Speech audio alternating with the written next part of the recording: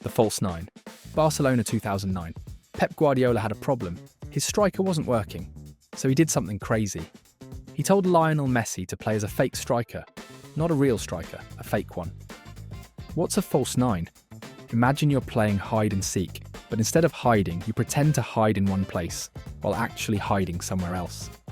That's what Messi did to defenders. When Barcelona played Real Madrid in the Clásico, Real's defenders were confused. They expected Messi to stay up front like a normal striker. Instead, he dropped back into midfield. The centre-backs didn't know whether to follow him or stay put. If they followed Messi, they left huge gaps behind them. If they stayed, Messi had all the space in the world to create magic. It was like playing chess while your opponent was playing checkers. The result? Barcelona won 6-2. Messi scored twice and assisted everything else. Real Madrid's defenders looked like they were chasing ghosts. This tactical switch didn't just win one game, it changed football forever. Inverted wing-back. Manchester City 2017. Pep Guardiola strikes again. This time he took his fullbacks and told them to do something weird. Instead of staying wide, he moved them into the middle of the pitch. Think of it like this. In a normal team, fullbacks are like the wings of an airplane. They stay on the sides. But Pep made his fullbacks act like the engine in the middle.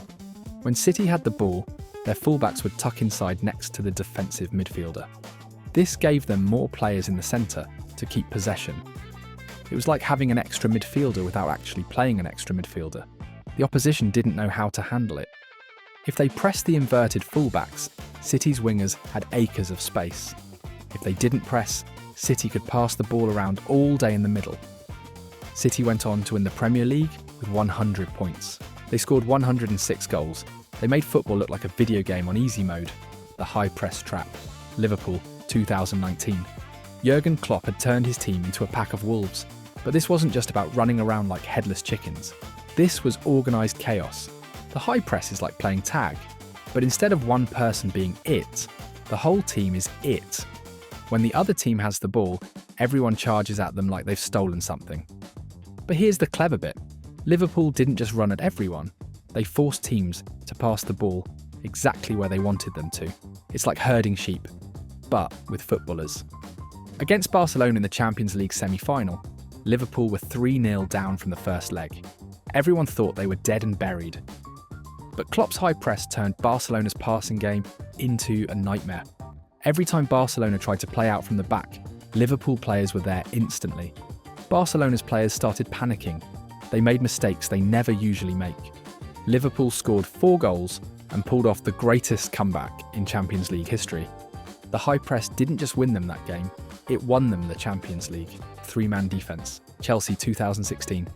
Antonio Conte was in trouble. His team was losing games and playing terrible football. Then he made a change that saved his job and won the Premier League. He switched from 4 defenders to 3.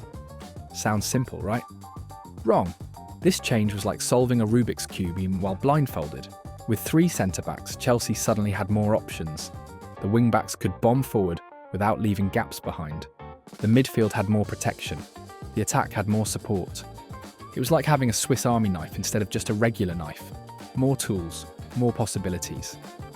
Against Manchester City, this tactical switch was perfect. City's wingers couldn't handle Chelsea's wing-backs. City's midfield couldn't cope with Chelsea's extra man in defence. Chelsea won 3-1 and never looked back. They went on to win the Premier League by 7 points, all because Conte decided to play with 3 defenders instead of 4. The defensive midfielder drop. Real Madrid 2014. Carlo Ancelotti had a problem. His team was great going forward but shaky at the back. So he told his defensive midfielder to do something different. Instead of staying in midfield, Casemiro would drop between the centre-backs and Real Madrid had the ball. This turned their back 4 into a back 3, but only when they needed it. It's like having a spare tyre in your car. You don't always need it, but when you do, it's a lifesaver. This tactical switch gave Real Madrid's full-backs freedom to attack. Marcelo and Carvajal could bomb forward, knowing Casemiro was covering behind them. It also gave Real Madrid an extra passing option when building attacks. Against Bayern Munich in the Champions League semi-final, this switch was crucial. Bayern's high press couldn't handle Real Madrid's extra man at the back. Real Madrid could play out from the back easily and hit Bayern on the counter-attack. Real Madrid won the Champions League that year. La Décima, their 10th European Cup. all thanks to one player dropping 5 yards deeper, Gegenpressing. Borussia Dortmund 2012. Jurgen Klopp created a monster. Not a scary monster, but a football monster that ate other teams for breakfast. Gegenpressing sounds complicated, but it's actually simple. When you lose the ball, you immediately try to win it back. No waiting, no organising, just instant action. It's like playing hot potato, but instead of dropping the potato, you steal it back immediately. Klopp's Dortmund team was like a swarm of bees. The moment they lost the ball, all 11 players would hunt it down like their lives depended on it. The opposition had no time to think, no time to breathe. Against Real Madrid in the Champions League semi-final, this tactical approach was devastating. Real Madrid's superstars couldn't handle the constant pressure. Every touch was rushed, every pass was hurried. Dortmund won 4-1 at home. They made Real Madrid look ordinary. The Gegenpressing machine had claimed another victim, Tiki-taka. Spain 2008 to 2012. Vicente del Bosque took passing to a whole new level. His Spain team didn't just pass the ball, they hypnotised opponents with it. Tiki-taka is like playing keep ball in the playground, but with a purpose. Short passes, constant movement, never losing possession. The tactical switch was simple, but genius. Instead of trying to score quickly, Spain would pass the ball until the perfect opportunity appeared.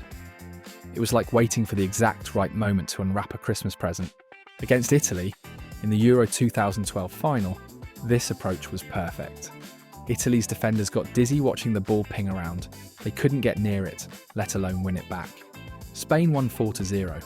They didn't just beat Italy, they gave them a passing masterclass. The ball was like a magnet that only Spanish players could touch. The Counterattack, Leicester City 2016. Claudio Ranieri had a team full of players nobody wanted, so he created a tactical system that turned their weaknesses into strengths. The plan was simple. Let the other team have the ball, then hit them like a lightning bolt when they lost it.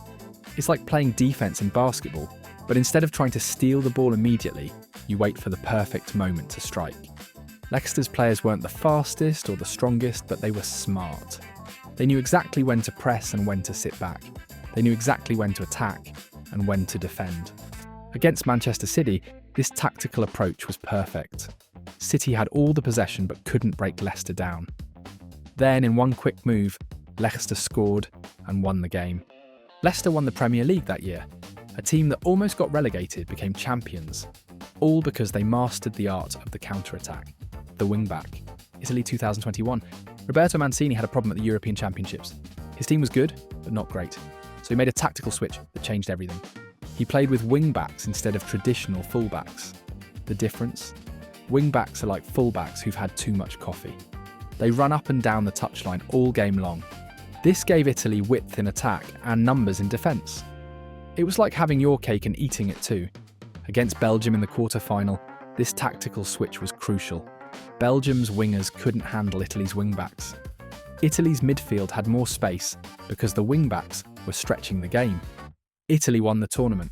They beat England in the final at Wembley. The wing-back revolution had conquered Europe. The false full-back. Manchester City 2018. Pep Guardiola wasn't done experimenting. He took his full-backs and made them do something even weirder than before. Instead of moving into midfield, he made them move into the centre of defence. It's like asking a winger to play as a goalkeeper. Sounds crazy, but it worked. This tactical switch gave City's centre-backs more passing options. It also allowed City's midfielders to push higher up the pitch. It was like solving a puzzle by moving all the pieces to different positions. Against Liverpool, this approach neutralised their famous front three. Liverpool's wingers couldn't find space because City's false fullbacks were covering everything. City won the Premier League with 98 points. They made football look like a science experiment that actually worked. Total Football, Netherlands, 1974. Rinus Michels and Johan Cruyff created something that had never been seen before. Total Football. Every player could play every position. It sounds mental, but it was genius. Defenders would become attackers. Attackers would become defenders. The whole team moved like one organism. It's like having a transformer robot. But instead of turning into a car, your entire team could turn into any formation they wanted. Against Brazil in the World Cup, this tactical approach was revolutionary.